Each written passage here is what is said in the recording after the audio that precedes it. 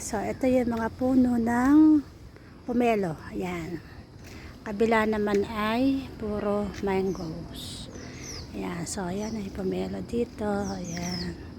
Tapos this one, meron ditong palaisdaan na may mga kubo. Ayan. Tapos may mga lotus. Ito ay may isda sa ilalim. Ayan. Tapos may mga cottages. Yan, cottages ng banda ron.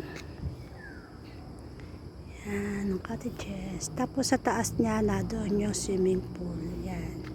So, ito yung pomelo. Yan.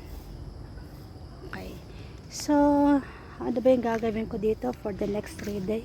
Assessing candidates for agro-entrepreneurship and C2. So, pag sinabi nating agro-entrepreneurship, ito yung ginagawa nating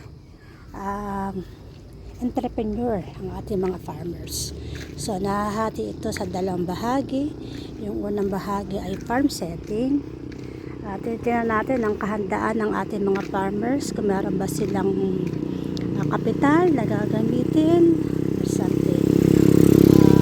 Marunong ba silang magawa ng production plan, okay, yung cost, yung yield, yan. And then yung second part yun yung marketing. So ating inilalabas o bine-benchmarking natin yung ating mga students. So ito yung okay.